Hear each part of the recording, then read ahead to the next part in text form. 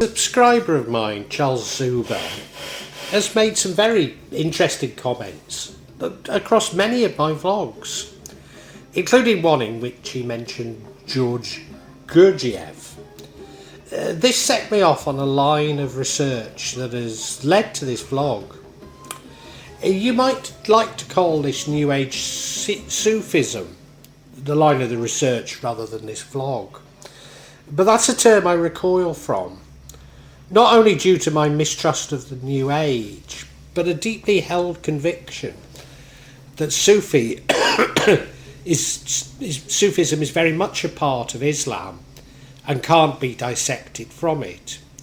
Indeed, I believe that Sufism is not simply an order or a path, but it's a way within Islam that all Muslims at times follow. Indeed, I've heard some Sufis suggesting that maybe this move towards the New Age is necessary, given the overwhelming hostility they receive from Salafis. Of course, I understand this, and sometimes when I'm told that I'm not a Muslim, their feelings close to those that I experience. I mean, maybe I should say my actual feeling is that if being a Muslim means also becoming authoritarian, narrow-minded, even close to being a fascist, then I don't want to be a Muslim. Furthermore, I find that many of those who might be called New Age Sufis are very deep thinkers and worthy of study. Nevertheless, this vlog goes right back nearly to Muhammad himself and his companions. It therefore provides Muslims with a fascinating account of the massive diversity within early Islam, rather than its homogeneity. The Malamatiyya or Malamatiyyas were a Muslim mystical group active in 9th century Greater Khorasan. The root word of their name is the Arabic word malama, which means to blame. Malamatiyya believed in the value of self-blame, that being held in good esteem would lead to worldly attachments. They concealed their knowledge and made sure their faults would be known, reminding them of their own imperfections. The Malamatiyya originated in, as I say, in Khorasan in the 9th and 10th centuries. Due to its geographic remoteness, the Malamatiyya developed independently from Sufism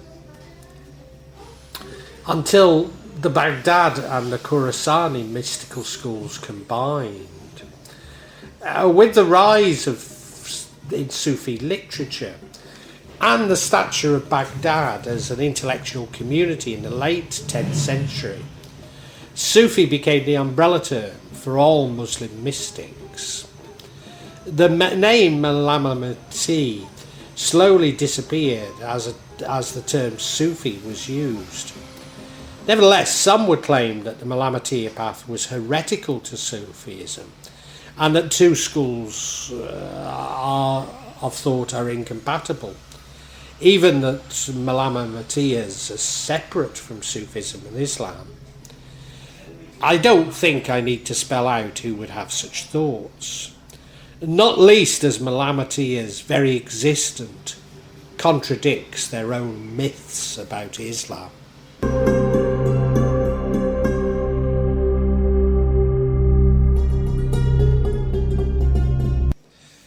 All of the Malamati's values and practices attempt to humiliate the Nafs, or the ego, working towards a spiritual transformation.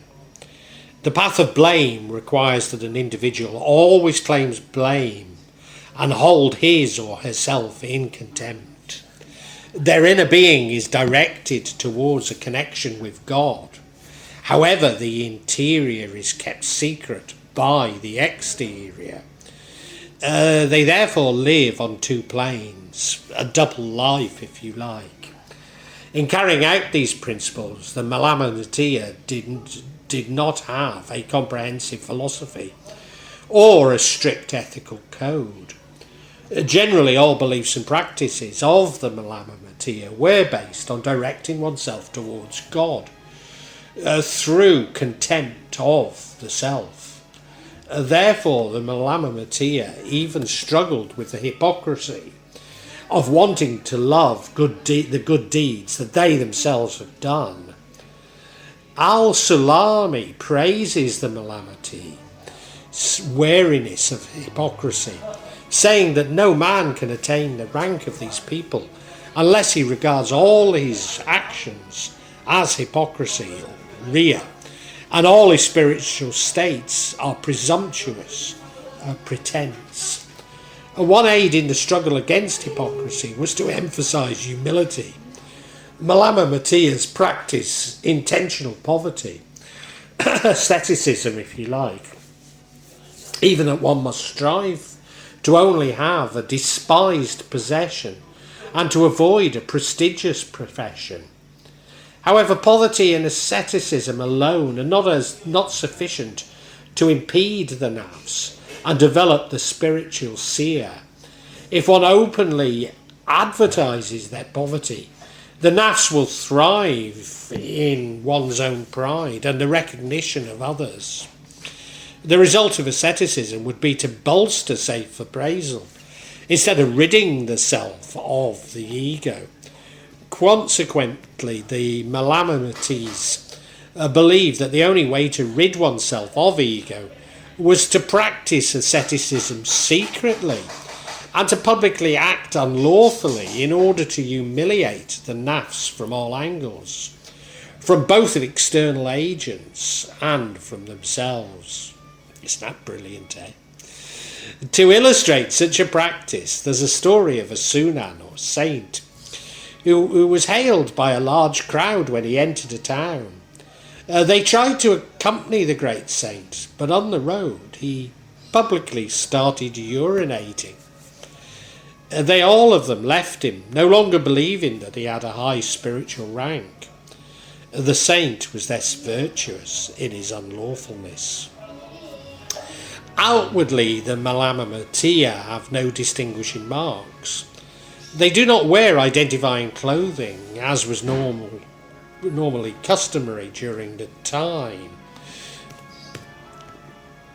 The practice of not wearing identifying clothing also hides their identities from the authorities, thereby escaping any persecution.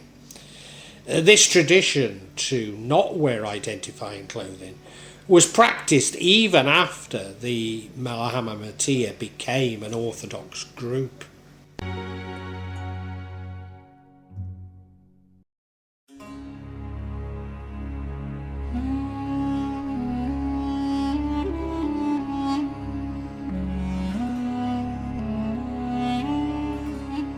The Malamatiyya school of thought deemed that adherents should not take help unless it's humiliating. Furthermore, they should not even petition God for help unless one is extremely desperate.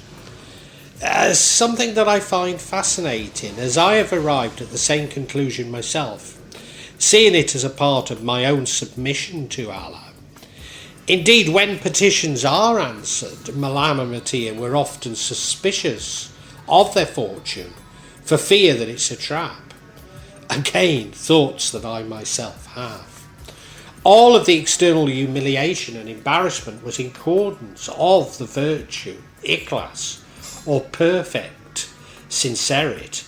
The Malamatiyya believed that the key to sincerity is refutation of all but the known. The self-scrutiny and self-criticism of the Malamatiyya were interwoven into a code of altruism. The Malamatiyya also performed self-sacrificial acts that were common to other groups at the time. The Malamatiyya were associated with guilds that practiced chivalry.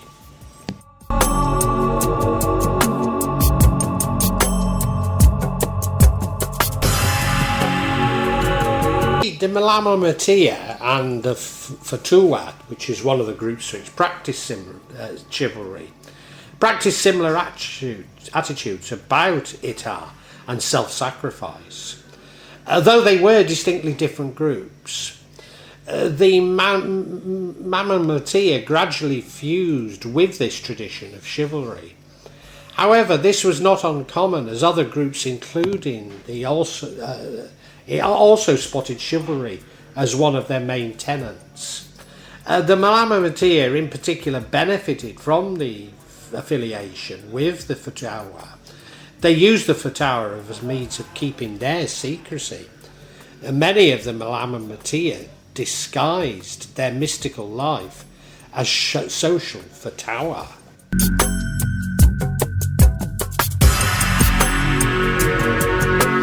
Even in the early stages of the development, the Malamatiyya were not internally consistent. Several key figures to their evolution emphasised different traditions and beliefs. Hamdun al-Qassar, or Qaisar, who died somewhere around 884 CE, is referred to as Malamati. He's said to have been the founder of the Malamatyas in Nishapur. Hamdun was an extremist that was non-compromising in striving to incur blame onto himself. In Sulami Malamatiyya's epistle, Hamdun is said to have disparaged the audible dikya, or remembrance of God. Instead, he thought that all dikya must be done silently, so there would be no satisfaction gained if someone were to overhear their audible devotion to God. His extreme stance was countered by the more moderate views of Abul Hafs and Abul Utaman. Abul Utaman trained his disciples in the middle path between his own teacher and the teachings of Hamdun. He thought that both ways are correct according to the context of their own time and place.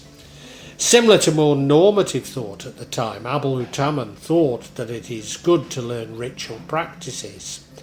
However, similar to Hamdun's teachings, he believed that these practices should then be renounced so that one would not become dependent upon them.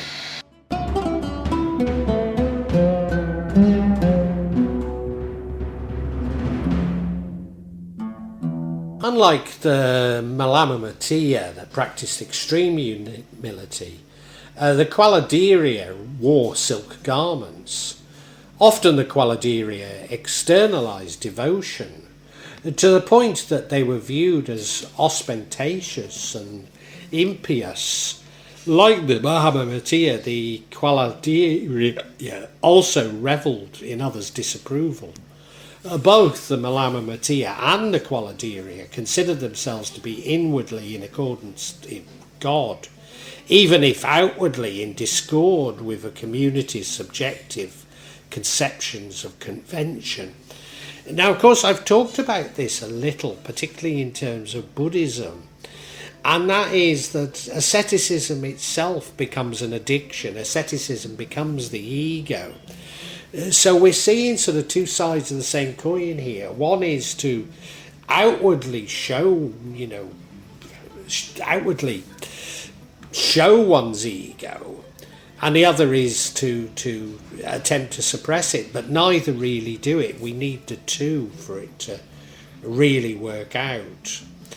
Now, although Al-Sulami would praise these groups for their devotion, he was critical of both schools of thought, and writes that the ostentatious man purposely act in such a way to win popularity, while the Malamatiyya purposely act in such ways that people reject him. Both have their thought fixed on mankind and do not pass beyond that paradigm. So in other words, just what I was saying.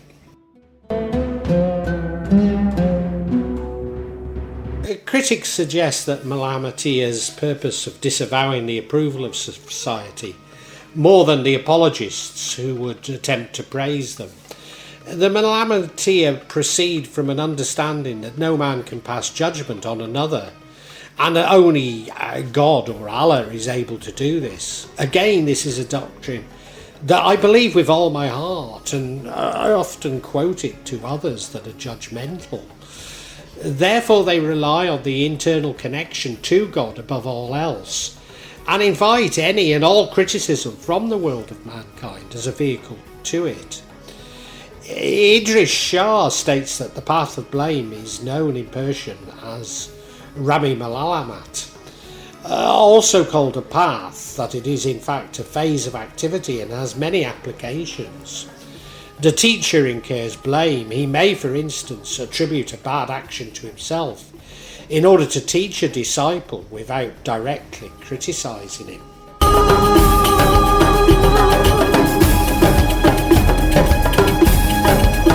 Sheikh al-Sulami, or Abu Abad al-Raḥman al-Sulami, followed the Malamatiyya path and was the first to write about them. His father, Habib ibn Rabia al-Salami, was a companion of Muhammad.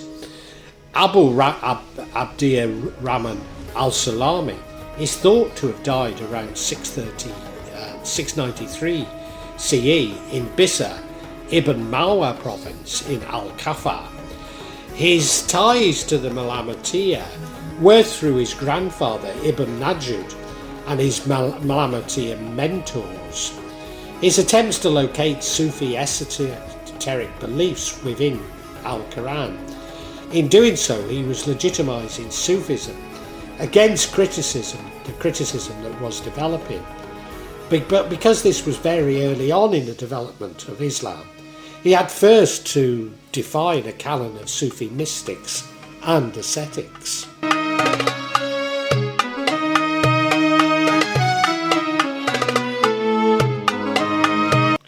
Sheikh as-Sulami, in his treatise of People of the Blame, Risala al-Malamatiyya, places the people of the blame at the top of the spiritual hierarchy, running through the exoterists or scholars of the Islamic law, the Sufis or people of deep inward knowledge, and at the pinnacle, the people of blame. His root for this appears several times in the Quran and in Hadith. Lawama, an adjective of intensity, means one who is constantly blaming others or accusing oneself. It has an active and a passive aspect, as can be seen in his first teachings. As I say, the root is found in Al-Quran, in the blaming soul, Nafs al-Lawama. And it runs through Nafs al-Rama, the soul inciting to evil, Nafs Lawama, the blaming soul, Nafs Malama, the inspired soul, and Nafs Malamatiyya, the serene soul.